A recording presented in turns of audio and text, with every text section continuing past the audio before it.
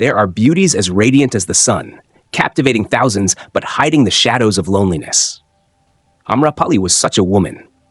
Her beauty was so mesmerizing that golden chariots gleamed in long lines outside her palace gates. And even the most powerful kings waited patiently, hoping for just a single glimpse of her. She was known as the City of Gold, not only for her unparalleled beauty, but also for her immeasurable wealth, so vast that she could have easily bought an entire kingdom. Yet deep within her heart, Amrapali felt an emptiness that nothing could fill. Beneath the dazzling splendor, she longed for something far beyond beauty and riches, something she had never truly known, a love that was real, a meaning that she had yet to grasp. A glimpse that changed everything. One day, as Amrapali stood silently on her balcony, her gaze drifted downward to the bustling street below. Among the lively crowd, a young monk appeared, dressed in simplicity, carrying only a humble alms bowl. Yet, there was something remarkable about him. His serene presence and the unshakable peace radiating from him immediately unsettled her heart. She stood in a daze, a thought lingering in her mind. Among all the wealthy and powerful men who have entered my life, why do my eyes stop on someone who owns nothing but a begging bowl? What happens when beauty and wealth meet the purity of the soul? Could this be a fateful encounter, one that would change her life forever? A heart stirred like never before. From the lofty heights of her grand terrace, Amrapali's heart pounded, overwhelmed by an unfamiliar sensation. Her gaze was irresistibly drawn to the young monk walking calmly along the narrow street below. He possessed nothing but an old alms bowl, yet it seemed as if the entire universe rested within his mindful, tranquil steps. A powerful urge surged within her, leaving no room for hesitation. Without a second thought, Amrapali rushed down from the terrace, her pulse racing with an unexplainable restlessness. For the first time, it felt as though her heart itself was leading the way, more urgently than ever before. A meeting of two worlds. Standing before the young monk, Amrapali gently spoke, "Venerable sir, please accept my humble offering and honor my home with your presence for a meal today." The monk lifted his gaze to her, his eyes clear and awakened, radiating an aura of calmness and purity.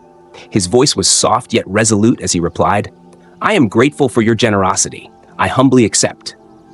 Those simple words sent an even deeper tremor through Amrapali's heart. After the meal at her home, the young monk rose, pressed his palms together, and spoke with quiet humility. "I must return to seek my master's guidance. If my teacher grants permission, I will return and stay here for the 4 months of the upcoming rainy season." A question that lingered in her heart.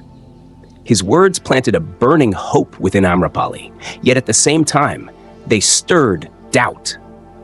Would the Buddha, the revered and disciplined master, truly allow a young monk to stay in the palace of a woman as renowned as her? And a question echoed within her own soul. Could the power of love and the temptations of the world ever shake the serene, enlightened heart of this young monk? A lingering question, igniting deep curiosity, seamlessly drawing the audience into the next chapter of this captivating story. Whispers of concern spread like wildfire. As the young monk's figure disappeared down the narrow path leading to where the Buddha resided, news of his visit to Amrapali's palace spread like the wind, reaching every corner of the monastic community. Upon hearing this, the other monks became restless, their expressions filled with doubt and concern. They hurried toward the Buddha, urgently voicing their fears. "Master, you must stop this immediately. A woman like Amrapali, renowned for her beauty, her status, and her influence, if a young monk stays in her palace, who knows what might happen?" But the Buddha remained calm. With a simple gesture of his hand, he signaled for silence. His gaze was deep and knowing, as if seeing beyond their words, beyond their fears. In that tense moment of stillness, the Buddha finally spoke, his voice slow and deliberate. The Buddha's profound response. "I know exactly who she is, but it is precisely because this young monk did not use the word courtesan. Instead, he simply and respectfully called her a woman, that I permit him to go." His words struck like a flash of lightning, leaving the assembly stunned. A powerful silence fell over the gathering. a silence so profound that it carried an indescribable weight of revelation. The Buddha's eyes shone with absolute trust as he continued, his voice gentle yet unwavering. I have looked deep into my disciple's eyes. I trust in the purity of his mind. The journey begins, a test of faith. 3 days later, the young monk set out for Amrapali's palace. Whispers of doubt still echoed, and skeptical eyes followed his every step. Yet, the Buddha remained silent, offering only a knowing smile, as if he had already foreseen the answer to all their uncertainties. The 4-month retreat had begun, a period that would test his faith, his virtue, and the purity of his heart. And now, a greater question loomed in the minds of all, bridging the way to the next chapter of this tale. Can the human heart overcome the powerful pull of desire? Or is this a trial too great for a young monk who has never faced such a temptation before? 4 months of uncertainty and an unforeseen return. As the 4 months passed, anticipation grew, accompanied by whispers and speculation among the monks. Everyone wondered, could the young monk truly resist the legendary beauty of Amrapali? Yet through it all, the Buddha remained silent, his gaze calm and knowing, as if he had already foreseen everything that was about to unfold. Then, on a peaceful morning, a familiar figure appeared in the distance. The young monk returned, his face as serene as the day he left. He approached, bowing respectfully, his hands lightly touching the feet of the Buddha. But behind him, walking in quiet reverence, was Amrapali, the most beautiful and renowned woman in the land.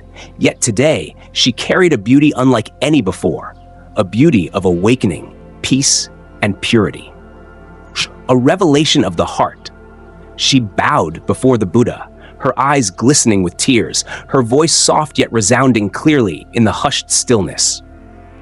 Master, I once believed that no one could resist my allure, but over these 4 months, all my efforts have been meaningless in the face of this young monk's awakening and pure heart. Not only was he untouched by my presence, but it was his very being, his virtue and serenity that has transformed mine. Her words, though gentle, carried a profound weight, leaving those who witnessed the moment stunned in silence. The Buddha's warm, compassionate smile grew, and he softly spoke. The triumph of awakening over desire. The Buddha's voice was steady yet filled with deep wisdom as he spoke. From the moment I looked into my young disciple's eyes, I knew this outcome. For in the battle between desire and awakening, if awareness is strong enough, it will always prevail. Amrapali then stepped forward, her voice calm yet resolute. I offer all my wealth and my grand palace to the Sangha. From this day forward, I wish only to follow the path of enlightenment that you have taught. In the profound silence that followed, a realization settled over those present. What once seemed impossible had become reality. A transformation so profound had taken place, a shift from a life of indulgence to one of spiritual awakening. And now, a question lingers in the minds of those watching. If someone like Amrapali can change, then what about us? Can we find the inner strength to overcome the desires that so often control us? A reflection of ourselves. We can see ourselves in the story of the young monk and Amrapali. In modern life, each of us faces silent battles within our minds. We often believe we are strong, but it is only when we confront desire, especially deep cravings and temptations, that we realize how fragile our hearts can be.